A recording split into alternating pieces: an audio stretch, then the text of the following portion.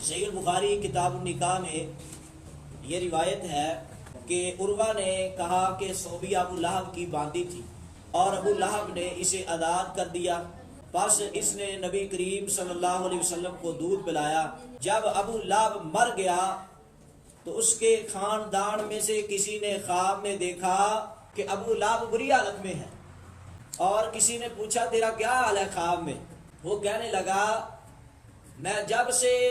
مرا ہوں اس وقت سے لے کے میں بڑی پریشانی میں ہوں، لیکن مجھے صرف ایک سکون ملتا ہے کہ میں نے صوبیہ کو آزاد کیا تھا، جس انگلی سے اشارے کے ساتھ آزاد کیا تھا، اس اشارے کی وجہ سے مجھے اس انگلی میں صوبیہ کو آزاد کرنے کی وجہ سے ذرا سا پانی میں پلا دیا جاتا ہوں۔ اور جو اس حدیث کو دلیل بناتے ہیں وہ کہتے ہیں کہ اس صوبیہ نے رسول اللہ صلی اللہ علیہ وسلم کو دودھ پلایا تھا اور ابو لہب نے اس کو آزاد کیا تھا، اور ابو لہب کے آزاد کرنے کے بعد ابو لہب جب مر گیا اس کو قبر میں مرنے کے بعد بھی عذاب ہو رہا تھا، لیکن جو اس نے اس لونڈی کو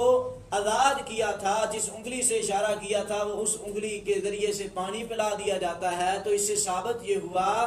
کہ ایک کافر رسول اللہ صلی اللہ علیہ وسلم کی ولادت باسعادت پر خوشی منائے اس کو فائدہ ہو سکتا ہے، تو ہم جشن عید میلاد النبی منائیں، ہمیں کیوں نہیں فائدہ ہو سکتا؟ تو ہم یہ بات کہنا چاہتے ہیں، بالکل یہ صحیح البخاری میں یہ بات موجود ہے،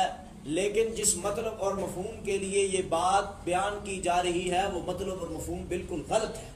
پہلی بات تو یہ ہے کہ یہ خواب کس کو آیا ہے، اس میں یہ بات موجود نہیں۔ رسول اللہ صلی اللہ علیہ وسلم کے خواب کے علاوہ کسی کا خواب حجت نہیں ہے، اور یہ خواب اصل میں آیا ہے عباس کو، اور اس وقت آیا ہے جب وہ مسلمان بھی نہیں ہوئے تھے۔ میں اس پہ دو باتیں کرنا چاہتا ہوں۔ پہلی بات تو یہ ہے جس طرح یہ خواب ہے نا، اسی طرح یہ خواب علامہ محمد بن شہاب المعروف ابن بدار کردری الحنفی فتاوی البزاریہ میں امام ابو حنیفہ کے یعنی کہ جو مناقب کے بیان میں وہ ایک خواب ذکر کرتے ہیں کہ امام ابو حنیفہ نے خواب میں دیکھا کہ انہوں نے نعوذ باللہ من ذالک نبی کریم صلی اللہ علیہ وسلم کی قبر کو کھودا اور آپ کی ہڈیوں کو سینوں تک اکٹھا کر دیا۔ یہ خواب جو ہے مناقب ابو حنیفہ للموفق بن احمد المکی کی جلد نمبر 1 صفحہ 16 میں موجود ہے۔ جس طرح یہ خواب صحیح نہیں ہے، وہ بھی خواب حجت ہم اس کو مان سکتے نہیں۔ دوسری بات، اگر خواب کو حجت مان سمجھتے ہو تو محمد بن حماد فرماتے ہیں رأیت النبی فی المنامی، میں نے نبی صلی اللہ علیہ وسلم کو دیکھا خواب میں نے آقا علیہ الصلوۃ والسلام سے پوچھا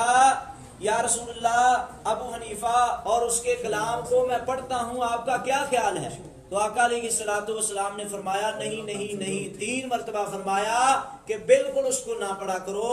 بلکہ احادیث کو پڑھا کرو، حدیث کی کتابوں کو پڑھا۔ اگر خواب حجت شرعی ہے تو پھر اس خواب کی بنا پر آپ توبہ طائب ہو جائیں اور تقلید کو چھوڑ دیں۔ دوسری بات یہ ہے کہ عروہ کی اس روایت میں یہ ہے کہ صوبیہ کو ابو لہب نے اس وقت آزاد کیا تھا جب اس نے ابھی رسول اللہ کو دودھ نہیں پلایا تھا۔ تو یہ بات امام ابن جوزی رحمۃ اللہ علیہ الوفا باحوال المصطفیٰ کی جلد نمبر 1 صفحہ نمبر 107 پہ لکھتے ہیں کہ صوبیہ نبی صلی اللہ علیہ وسلم کے پاس اس وقت بھی آتی تھی جب آپ نے ختیجہ سے شادی کر لی تھی، رسول اللہ اور ختیجہ اس کی تکریم کرتے تھے، تو یہ ان دونوں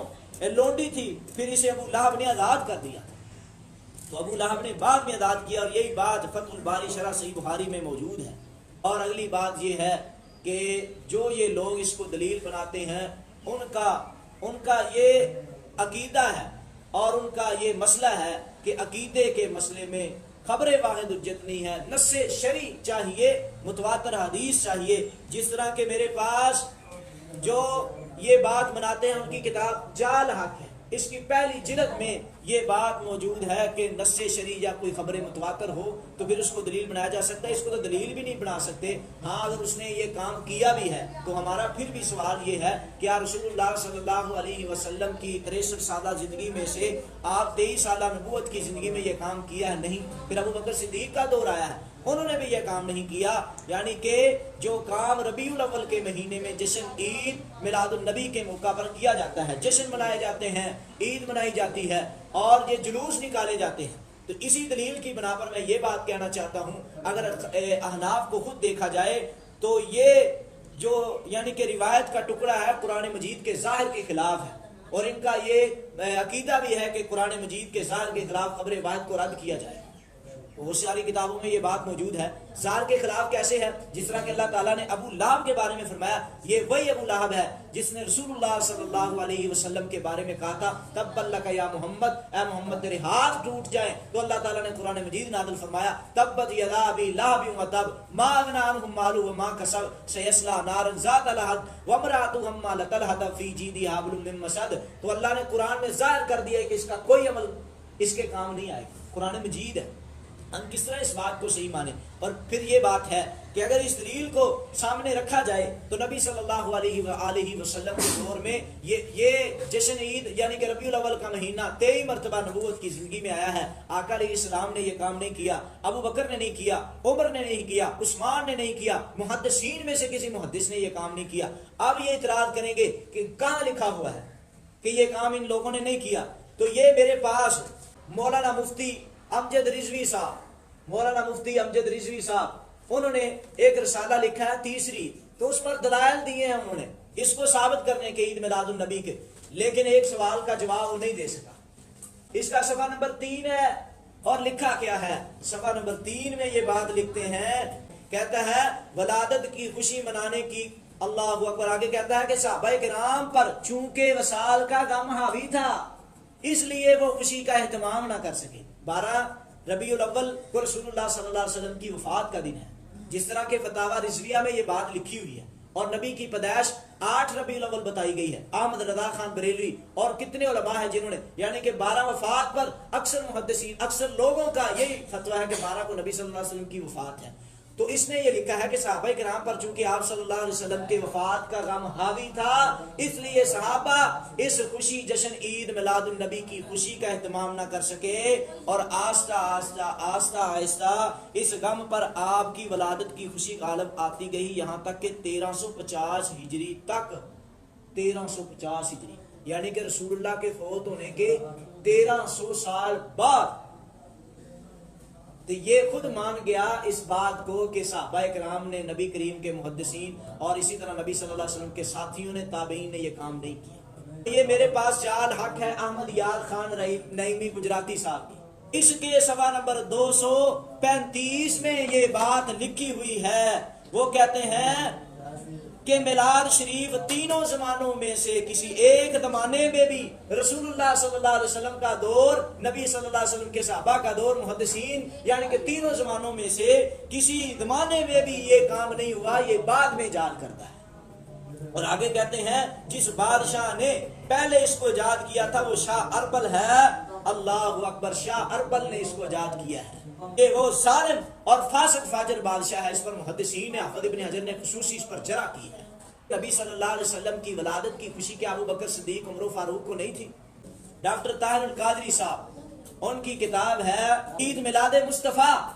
انہوں نے بھی یہ جواب دیا ہے کہ صحابہ کرام رضوان اللہ علیہ مجمعین کو بڑے کام تھے اس لیے وہ جشن عید میلاد النبی کا اہتمام نہیں کر سکے۔